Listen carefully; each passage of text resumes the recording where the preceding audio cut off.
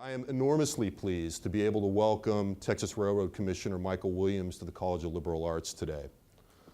Commissioner Williams earned a bachelor's, a master's, and a law degree from the University of Southern California, not far from where I was born, as we were discussing, and not far from where I had a family member playing football.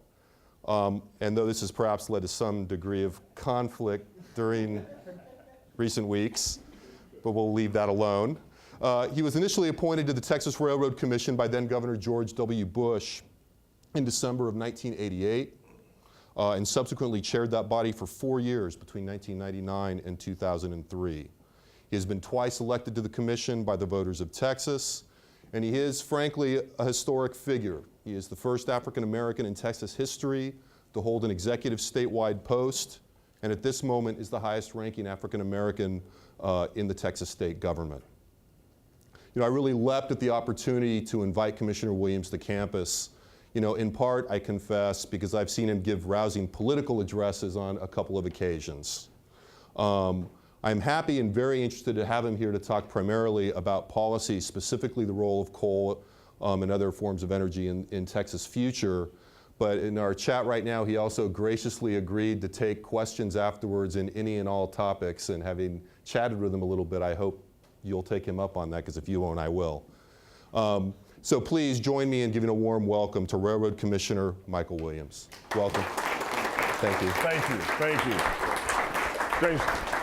Thanks a lot. It's my pleasure to have an opportunity to visit with you, and I thank you for the introduction. And Dean, it's good to be with you. Professor Roberts and Gwen, thank you. Thanks for not only the invitation, but also for all the work you've been doing with us on a very, very important project that I'm engaged in right now. You've already seen I'm a little bit different. You know, I tell people I wouldn't stand behind something like this unless I thought you were going to shoot at me, and we ought to be fairly safe right now. I'm an old litigator, so I like to get close to my jury, and so that's what I'm going to attempt to do. Look, you know, I've been asked to sort of talk about energy issues, but if you don't mind, let me just spend a fair amount of time talking about energy, and as I mentioned to Jim, I hope you will take me up on the invitation to ask me whatever about politics or policy that may sort of cross your mind. You know, one of the things I do, though, that is sort of customary, and I've done it in the 7 years that I've been a commissioner, is not only sort of thank folks for the invitation, but sort of thank you, because the people of Texas were kind enough in 2000 and then in 2002 to elect a bald-head guy that wears bow ties and cowboy boots and send me to the Railroad Commission of Texas, and so I thank you. And if you weren't part of that group, don't worry about it. In about 2008, you'll get another chance. So, you know, but the other thing is that there is a person who made it possible, as was mentioned, for me to be a member of the commission in the first place, and that's the person who appointed me. He used to be our governor, who's now our president, and that's President Bush. And the interesting thing is that the president and I have known each other for a fairly long time. It goes back to when we were members of the United Way of Midland together back in 1980. And even though I have now run for statewide office twice, the first time I ran for political office was in 1984. I ran for county attorney in my hometown of Midland, Texas. And I had a good campaign manager. His name was George W. Bush. And we got absolutely clobbered in the Republican primary. So then I went off and worked for President Reagan and then the first President Bush. And so I continue to thank my good friend for giving me the opportunity to serve you and be on that strangely named thing called the Railroad Commission of Texas. I know somebody's going to ask me, so let me get out of the way. What do you do, and why is it called the Railroad Commission? First of all, I had nothing to do with railroads. We have 800 employees, no really, we have 800 employees at the Railroad Commission of Texas. And at the last legislative session, we had 24 that dealt with railroads. They dealt with safety, where there's a crossing guard and an electronic warning device. And so we asked the legislature, because we want to create and expand and enhance upon what we believe is the premier state energy policy agency in the country, we wanted to enhance upon that. So we said, look, move the rail division from the Texas Railroad Commission to Texas Department of Transportation. There's some other energy-related activities elsewhere in state government. Move that to the Railroad Commission of Texas. And oh, by the way, change the name. And the legislature did a lot of what we asked. They moved the 24 employees to the Texas Department of Transportation. They moved some of the energy-related activities that we had identified to the Railroad Commission of Texas. And they said, oh, by the way, we're not changing the name. At your government at work. And so today I have absolutely nothing to do with railroads, but we're still called the Railroad Commission of Texas. You know, obviously it's a name that goes back 100+ years and back to the point when crude was actually transported by rail, but that's not the case today. And as you know today, what we do primarily is we're engaged in the regulation of oil and gas production, mining, predominantly coal, some uranium mining, pipelines. We have the largest smorgasbord of pipelines of any state in the country. 280,000 miles of pipe run underneath Texas. And in addition to that, the fossil fuel directed alternative fuels such as LPG, CNG, and LNG. So that's basically the jurisdiction. What I want to do is spend some time talking about what I think are sort of the big energy challenges that we have in the country. And I think they relate to electricity on the one side, transportation on the other. Most of the time when people think about sort of energy, everybody gets focused on oil, and particularly I guess today, well, oil is $72 a barrel, which is kind of strange. When I was sworn in 7 years ago, oil was $12.42 a barrel. And I remember I had a conversation shortly, it had to have been 2 months after I had been a commissioner. I had a conversation with, at that time, he was Sir John Brown, CEO and chairman of the board of BP.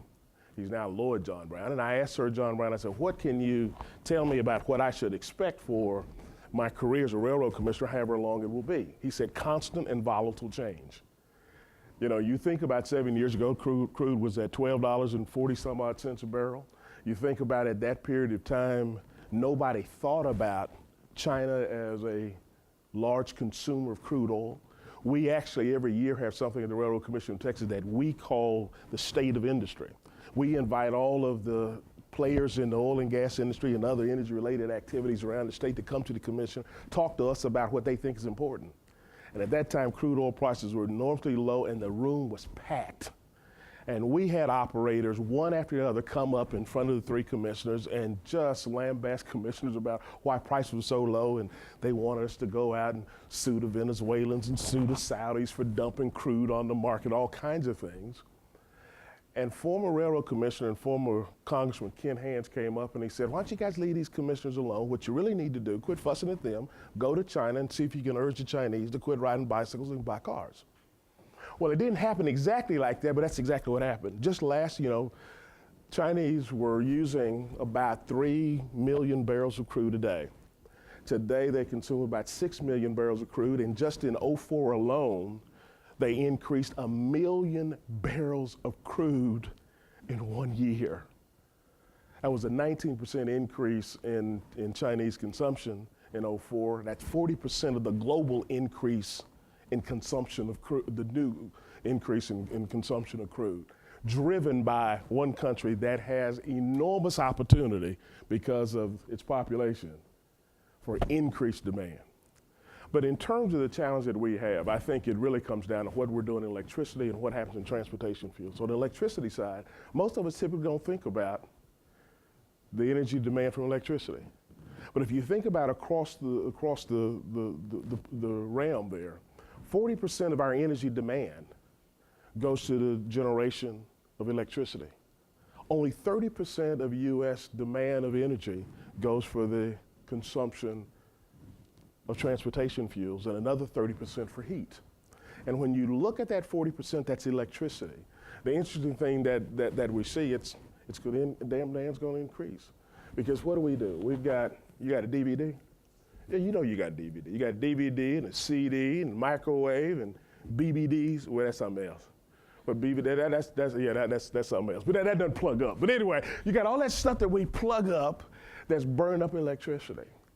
And now today, when we look at across the country, 50% of the electricity we generate in the country comes from coal. About 30-some-odd% comes from, well, nationally, about 25% comes from natural gas. Nukes take up another anywhere from 8 to 10. And then fuel oil, and then the renewable sustainables do the balance. In Texas, we've got it somewhat flipped because for us, about 50+% of our electricity is generated from natural gas and about 38% of it's coal. So we've got it flipped from what is happening nationally. But you know what the challenges are if you think about 50% of electricity nationally comes from coal. What's the big challenge? Folks think it's dirty. It's all that junk that goes up, all the emissions. And so we've got to figure out a way, quite frankly, to continue to use coal. Because we can make electricity cheaper using coal than we can with natural gas and fuel oil. And right now it's a whole lot more efficient than wind and solar. So we've got to use coal, and we want to use it for another reason. We in the US, we're the Saudi Arabia of coal. We've got a 250-year supply of coal at today's levels of consumption. We got a bunch of coal. So we need to figure out a way to use it. One of the things that I've been doing and been engaged in since 2003, when Governor Perry named me the chairman of the state's Clean Coal Technology Council, is to try to figure out ways that we can use coal and use it cheap, use it not only cheap, but clean. And we're engaged now in a competitive process to win a grant called FutureGen. It's a federal grant. It's $1 billion. $750 million coming from the federal government, $250 million coming from a consortium of private companies to build the first near zero emissions power plant in the world using coal. Now, I realize when I say clean and coal, you probably say those two words don't collide in the same sentence, but they do. And what it is, it's a different way of using coal to make electricity. Currently what we do is we take the coal, and you've seen little bricks of coal, and we pulverize them and beat them up, then burn it. And what happens? You get nitric oxide, sulfurs, particulates, maybe mercury, CO2, other stuff emitting to the air. But then we try to capture it in some kind of way with scrubbers and other technology so that in Dallas and Fort Worth, non-attainment areas, or even near non-attainment areas like this, we don't continue emitting emissions.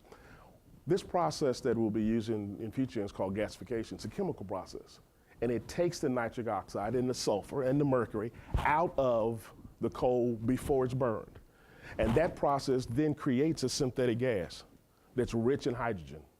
And it's that synthetic gas with all the other stuff already pulled from it that will be burned to make the electricity. Now, some folks are also concerned about CO2, right?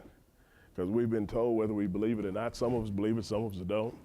I'm not sure, I'll tell you right now. I'm not sure about global warming, but some of us are concerned, well, what's gonna happen if the CO2 continues to go into the air? And so one of the things that this project is going to test is not just simply can you take out the sulfur and the nitric oxides and the particulates out of the coal before you burn it. Can you take the CO2 and store it? Put it underground and permanently store it. And so that's the other big feature of FutureGen, is to take that CO2 and put it in the ground and store it. I'm happy to say, Gwen, that we've identified 2 sites in Texas where we're going to propose that the FutureGen Alliance builds that plant in Texas. One of them's out in West Texas, near Odessa. One of them is in East Texas. I'm calling it Central East Texas, near the Jewett. It's in Leon County, but it's at the mouth of one of our lignite mines in Jewett. But in the Odessa site, we had to figure out where to inject that CO2.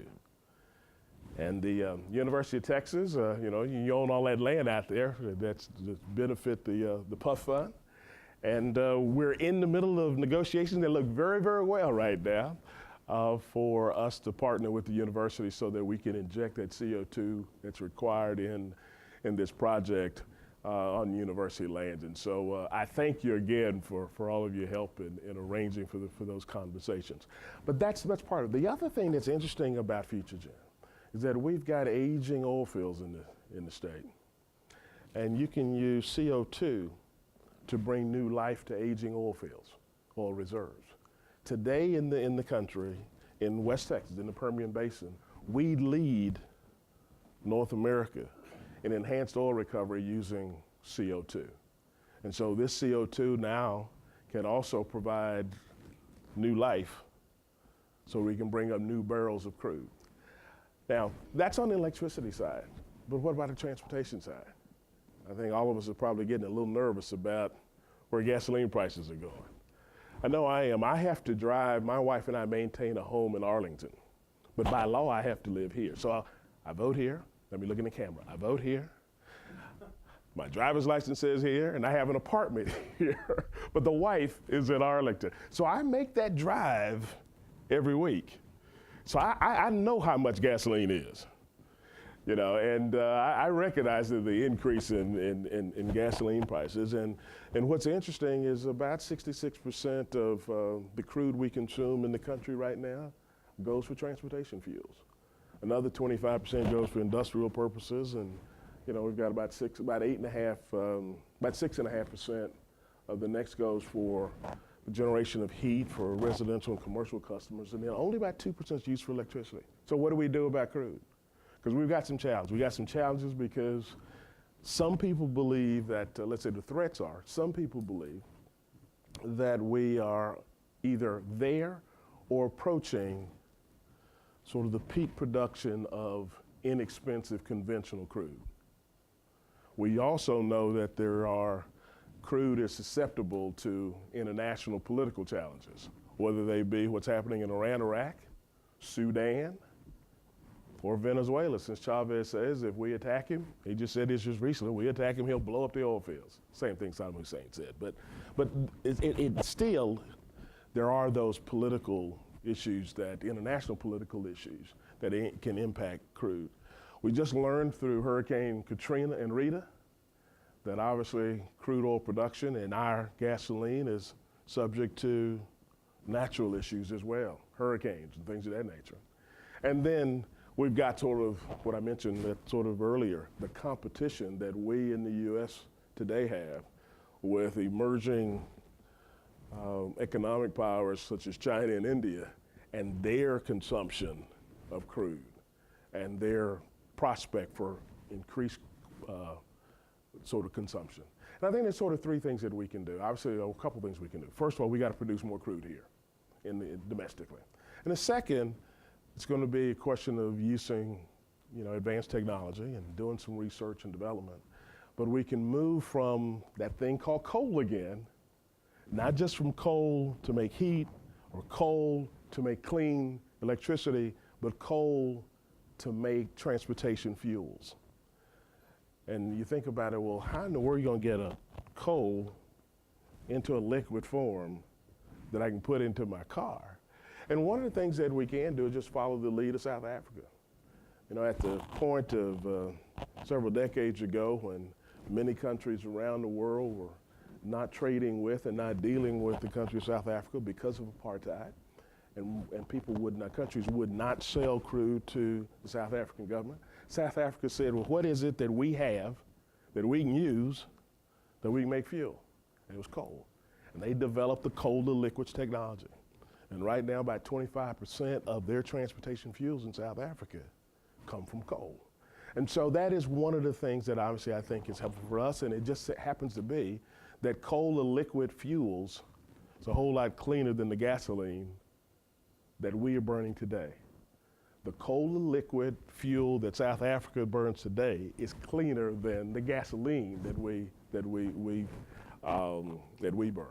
In addition to just producing more crude here, moving from coal to liquids technologies, I think it'd also be helpful for us, obviously, to look at what we can do in terms of production of crude and oil shales, and then, of course, move to the biomasses. You know, those corns and switchgrasses and wood chips. That's going to require an enormous amount of sort of technological development for us to be in a position to do that. So those are sort of what I think the energy challenges are for us, and what some of those answers might be. And we'll continue to see what we can do to move the country down the road to get there. I'm excited about what we now have on the plate in terms of FutureGen. And while we intend to win FutureGen, I also think it's important that even if we don't, I'm promoting things that we call FutureGen-like. There are any number. We went through a competition in the state to try to find the best site in Texas. And we had 14 possible sites, and we whittled it down to just 2. But even those other 12 sites, you could have smaller FutureGen-like facilities on those locations. One may just have a gasifier and produce that hydrogen-rich natural gas that can be used to make electricity. So another one may decide to have the gasifier, and so they can produce the CO2 that can be used for enhanced oil recovery because it's located near aging oil fields. But there are a lot of different ways that I think we can use the sort of the FutureGen-like opportunities around the state to enhance sort of our energy opportunities. Let me stop there. Let you ask whatever you may desire to as it relates to energy, politics, or policy. Let me get this out of the way first. Okay, you mentioned it. I should have, and it is belatedly, it's now, okay, 25 minutes. Let me congratulate the Longhorns on winning a national championship. It was painful. That's all right. And if you ask me, was I conflicted? I was not conflicted, not at all. I was born in Texas, raised in Texas, but I spent 7 years at Southern Cal, 3 degrees. I'm a Trojan. I understand. You got to forgive me, okay?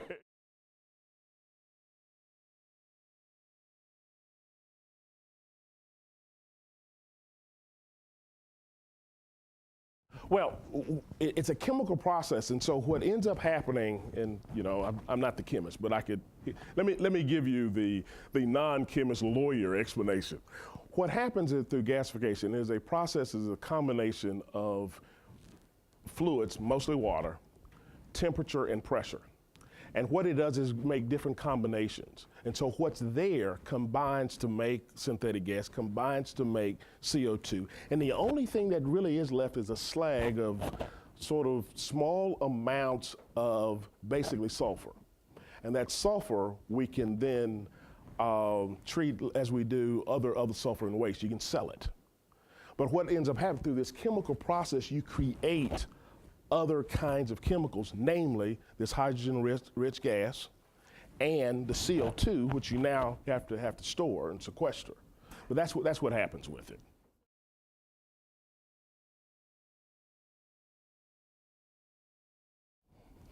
Well, I mean, that's part of the test. I mean, that's part of the test. And we would argue with you that no. Think about what we do.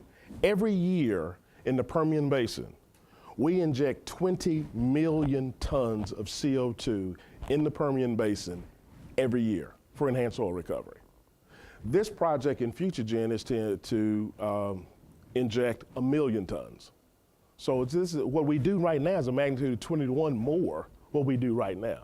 Now, admittedly, in the CO2 EOR that we do in West Texas, we put the CO2 in the ground, crude oil comes up, you separate the crude and the CO2, you put the CO2 back in the ground.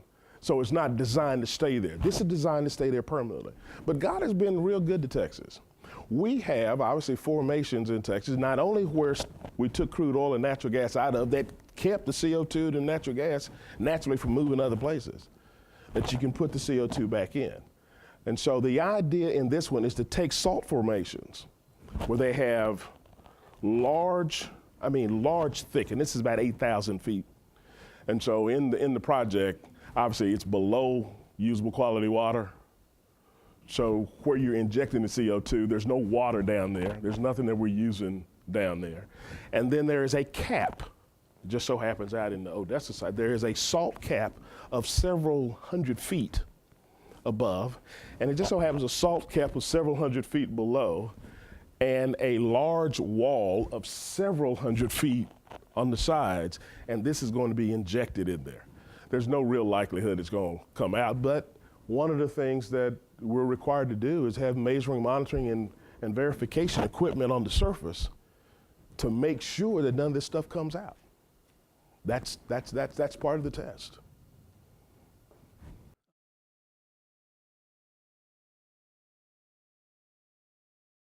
I favor it. And I think for a couple reasons. I mean, we would have If the bill had not been vetoed by former President Clinton in '97, we'd be able to produce about 1.5 million barrels of crude out of the ANWR. And if we were producing 1.5 million barrels of crude, obviously that's 1.5 million barrels of new supply. And that new supply would be extremely helpful right now, as we recognize that the Saudis have been telling us for some period of time that if they needed to, that they could produce more crude in Saudi fields. And now we realize that we're at these $72 barrels that they can't turn the spigot back on. They're at maximum capacity or very near maximum capacity right now. I know some people have been concerned about what's the impact environmentally production. We've been producing in Alaska for some period of time without environmental questions. And the footprint of today's production is much smaller than the footprint, sometime before. And in addition to that, the caribou don't mind.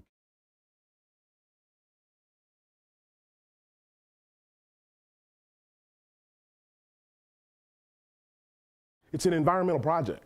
The real purpose for FutureGen is twofold. It's to recognize that we have to continue to use coal to make electricity in the country because of the large dominance of utilization of coal, particularly nationwide, and even for us in Texas because it's such a large part of our economy. The reason that, irrespective of how expensive you think your electricity charges are, the reason that our electricity charges generally run much cheaper than our counterparts elsewhere is because we have two fuels, natural gas and coal, that we don't have to get from anybody else. But beyond just using the coal to make electricity, as I said, there's a twin goal, and that other goal is environmental. We've got to make sure that we don't continue to use coal in a way that emits mercury into the air, that emits sulfur and nitric oxides and VOx into the air. And so that's what this is. And we know that you can remove those matters. Eastman has been Eastman Kodak, now Eastman Chemicals. But when it was Eastman Kodak, they had been using gasification to remove mercury from coal through their gasifier because they recognized that when they were making film, mercury had some way of ruining film. And so they learned 25, 30 years ago to remove the mercury through a gasifier. We also know that we can remove the other matters through gasification. What we've never done before. So I mean, the country has an experience in using coal gasification to remove those products. The country has an experience, as I mentioned earlier, in using CO2 for enhanced oil recovery. The country has some experience in burning synthetic gas to make electricity. We've never done all of them at the same time. But the environmental piece is the large piece to the FutureGen sort of vision.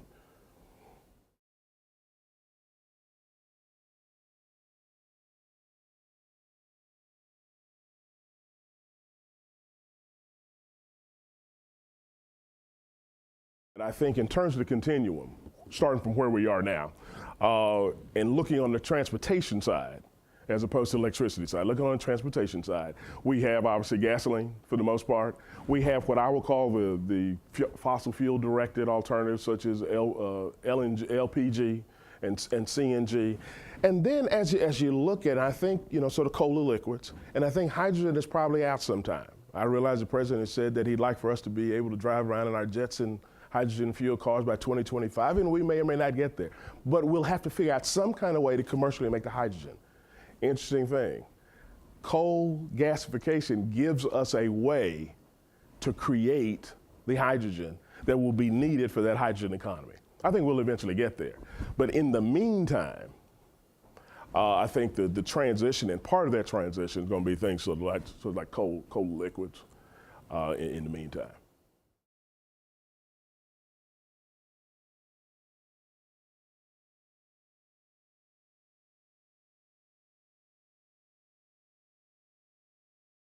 Not only see, but have urged. We are, Texas, we're the energy capital of the country.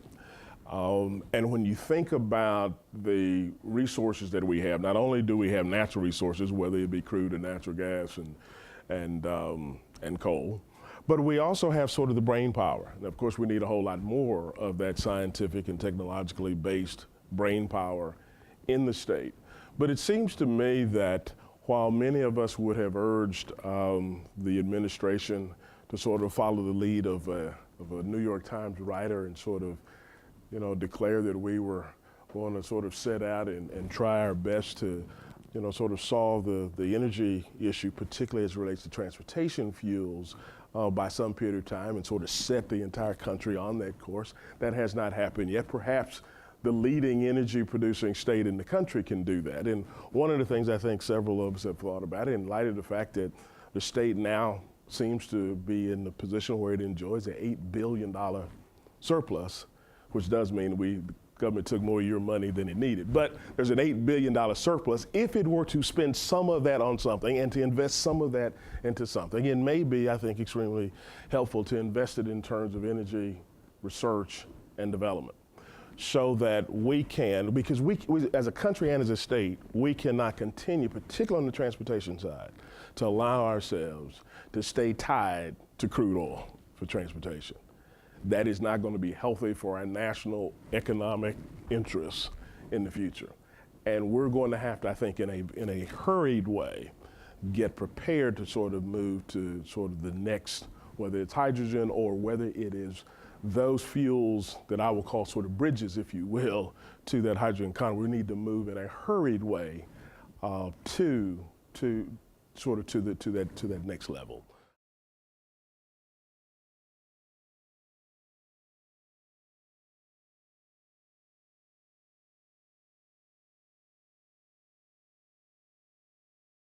Well, when I was, I've had the occasion to sort of teach on 3 or 4 different occasions, an adjunct to teach a graduate level public policy course. And, we always try to talk about sort of policy agenda streams. I don't think there's an agenda stream right now that allows one to have this conversation in a way that is going to sort of end in the result of doing this.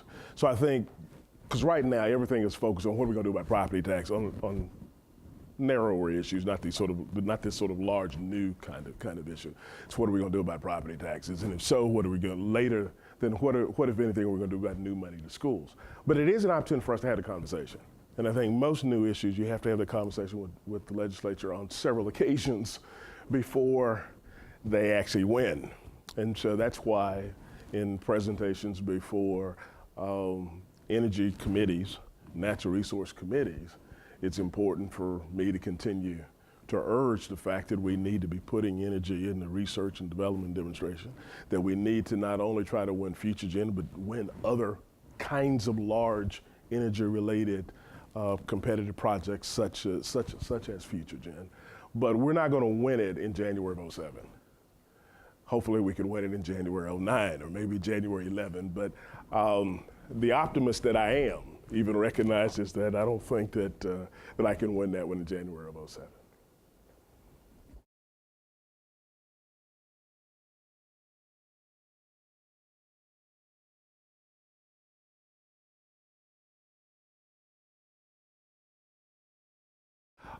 As it relates, there was all of the states who were interested in putting forth responses were asked to give their notice of intent to submit several weeks ago. And 9 states raised their hand and said, look, we think that we want to participate in this FutureGen project.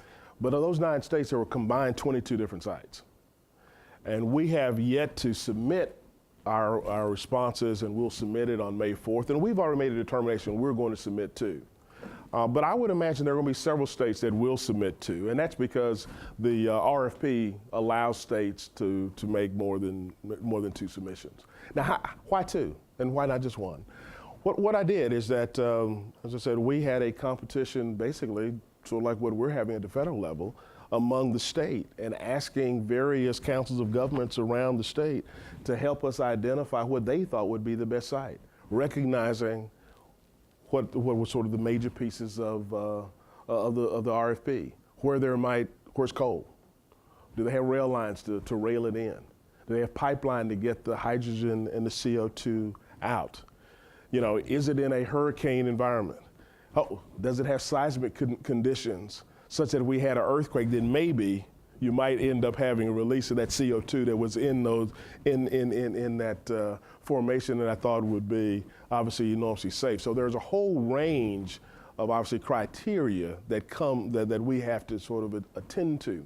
And as we went through it and using the technical expertise of the University of Texas Bureau of Economic Geology and looking at a range of other kinds of criteria, that's how we ended up with 2. And I think what we have with the 2 are 2 very, very interesting possibilities. In West Texas, we have an area that is sort of really created where you can truly store the CO2, and there are a lot of salt formations in West Texas, exactly what's called for in the RFP. And you've got this piece for CO2 EOR where we can actually generate dollars from the use of the CO2. But that coal that's going to be used in that project out there, if it wins out there, that coal is going to have to be railed in. There is no coal in West Texas, so it's going to have to get on rail. The East Texas side gives us a very, very different opportunity. That's at the mouth of a Texas lignite mine. That is Texas coal. Most of us don't, unless we're in the energy business, didn't even know Texas had coal. It doesn't look like traditional coal. It looks more like dirt than it does coal. It's not a brick. It looks like a bucket of dirt. But it burns and it's coal. But it's at the mouth of a Texas lignite mine. And so it gives us the opportunity to put forth lignite. And across the southern part of the country, much of the coal that's across from here to Florida is lignite. It's Gulf Coast lignite.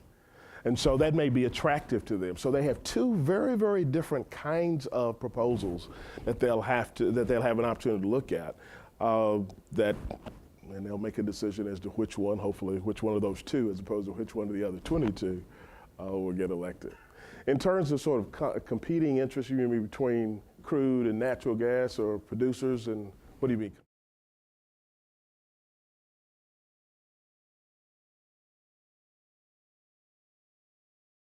I was truly surprised at how almost uniformly supportive Texans were about the prospect of FutureGen. Now, we spent a whole lot of time going back a year and a half ago, going around the state and sort of doing workshops. But in our Texas proposal, Environmental Defense Fund is part of our Texas proposal. Environmental Defense Fund sits on my advisory board that helped us figure out where to locate FutureGen. Now, we spent a whole lot of time. They supported our FutureGen legislation that the legislature passed in the last session. But uniformly, I mean, obviously coal is thought of, I think, by many folks as sort of the redheaded stepchild in the Texas energy business. It ought not be in the future, but that's probably the way it's thought of by many people. And oil and gas producers supported FutureGen. I think in large part, the ones out in the Permian Basin really like it because of the prospect it's going to have to provide more supply for CO2. And natural gas producers recognize that technology is being enhanced for CO2 natural gas enhanced recovery.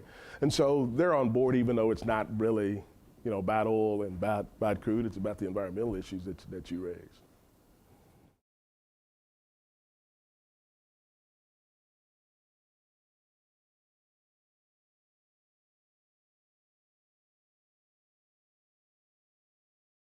Well, let me first try to deal with the question with regards to alternative fuels. My own sort of research and analysis tells me that obviously nuclears have to be part of our energy mix, particularly obviously it's once the facilities are built and once they've been permitted, then obviously we can make electricity a whole lot cheaper with nukes than we can with anything else. Unfortunately, we haven't built one since the 1970s. And I think in large part because nuclear power has sort of lost the PR game. And it is probably the responsibility of policymakers like myself, as well as citizens like yourself, to continue to make the argument about the necessity for nukes. Now, as it relates to the traditional renewables and sustainables, whether they be wind and solar, I have to admit, I'm not sold yet. I admit that, much to the chagrin of the Dallas Morning News. I am not sold at the moment. But I do think that in terms of our energy mix, whether it's electricity or transportation, we need to sort of have a cafeteria line where we're going to have a little of everything. And in that way, I think wind and solar at some point in time might make sense. But today they're awfully expensive. I mean, the capital cost of building, the capital cost to build and provide us with electricity from wind and solar right now is more expensive than any of the others. And the only reason we're building them in the state is because power generators are required to do so. And other folks are subsidizing those costs. So right now I haven't gotten there. But even as it relates to biomass, which I did mention was a possibility in terms of transportation fuels, biomass right now is not the most efficient way to make transportation fuels. And so, just as we're going to have to develop new technology for wind and solar, we'll have to develop new technology for biomass. As it relates to the question in terms of the role of the commission as a policy making shop,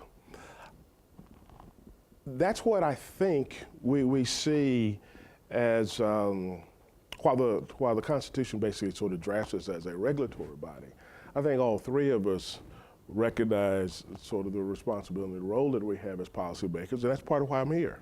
And that's part of what FutureGen is. I mean, that's trying to sort of tell us about the direction, the new direction, or what we perceive to be the direction about where we think we ought to take the state and the country. And I think all three of us spend a fair amount of time not only talking about our regulatory responsibilities at this legislature, but talking to members of the Congress about what we see as sort of the policy needs of the country, the policy cuts that we think that we as a country ought to be making. But the role has changed traditionally. I tell folks, my good friend, former Commissioner Hance, when he was a commissioner, all he had to worry about was production. And I've got to worry about production, environmental concerns, safety concerns, as well as tomorrow. And they didn't have to worry about tomorrow as much because when they were commissioners, right there a couple blocks away at 1701 North Congress, three guys could set the price of crude around the world. That's not the case for today's railroad commissioners. We don't set the price of crude around the world. That's changed. That's changed considerably since the 70s. And so what we've got to do is figure out how to put the state and the country in the best position to respond to prices that are being set around the world. And part of that response is avoiding the volatility that is created by, to some extent, the issues about, as I said earlier, about concerns about peaking oil supply, the susceptibility to political issues in other parts of the world. How do we move away from that is sort of what our policy challenge is.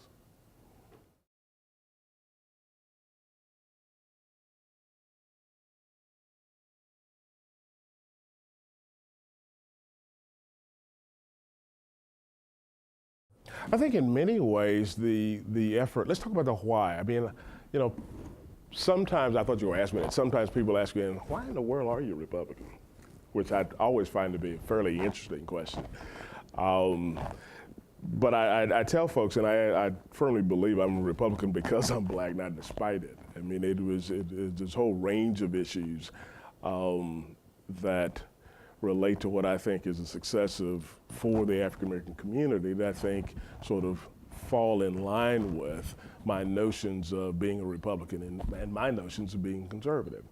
And we can sort of outline those, but that's why I am where I am. And because I am where I am, and because I think it's the right decision for me, and right decision for my family, and right decision for my larger family, meaning that larger community that is my native community, it's extremely important for me to sort of do what I think I do fairly well, and that's to champion the cause and challenge people and invite folks. And so to build that group and expand that group of African Americans that call themselves Republicans, I think that's going fairly well. But we've got some challenges. I mean, but it's going well if you just look at what's happening on the national scene right now in terms of candidates.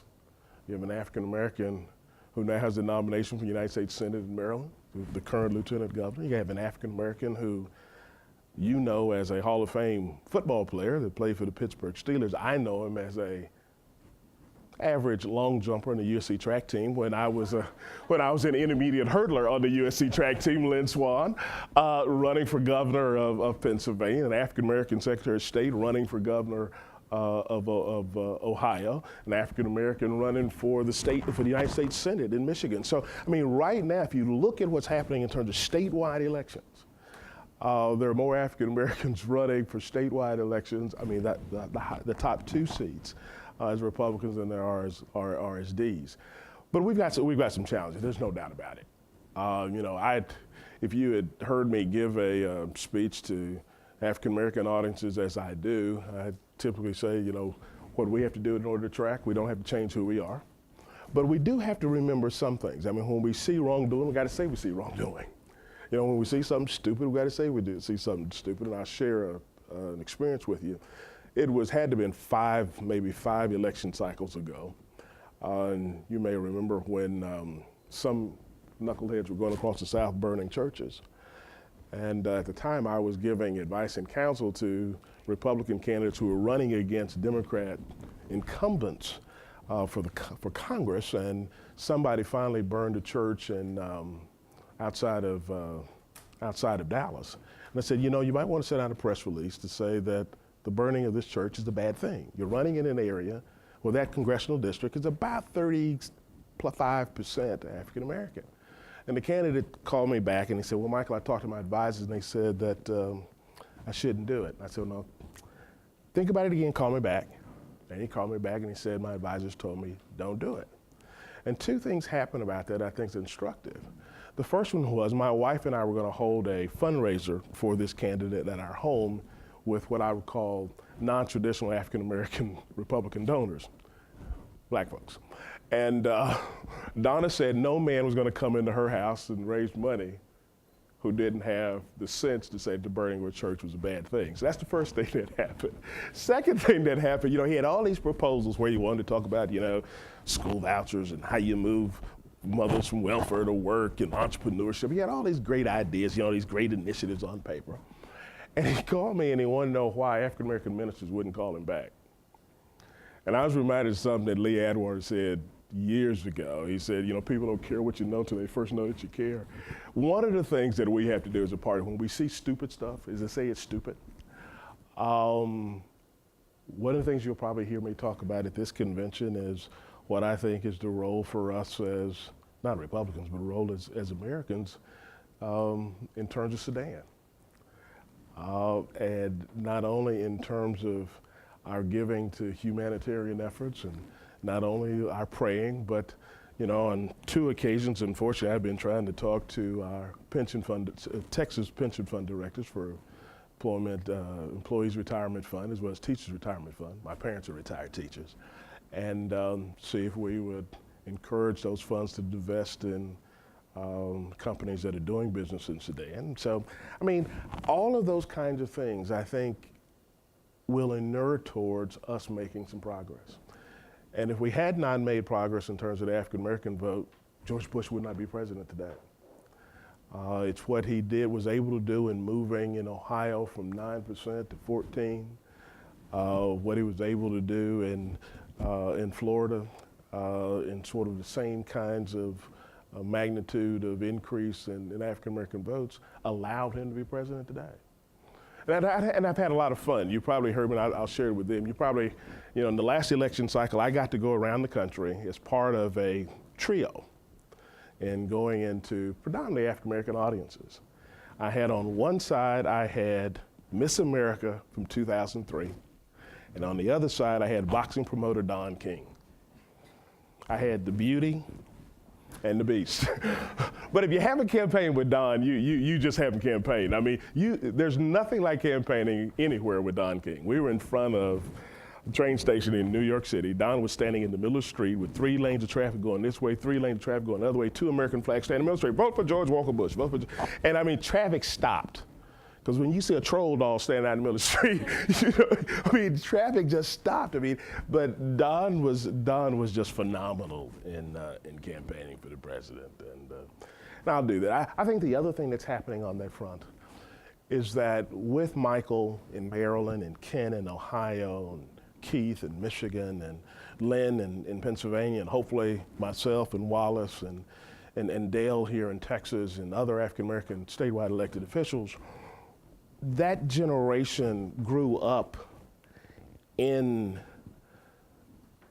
or at least as products in close proximity to the civil rights movement, and understand sort of the necessity, understand sort of movement politics, and I think understand that real notion of maintaining a understandable connection with the African American community. Because I think most African American voters, the first thing they want to know from us probably isn't about clean coal. You know, what they first want to know, you still black? And you know, I have this phrase about saying that I think what you're seeing in this generation are folks that in many ways are fundamentally conservative but authentically black, and there's no question that they're black.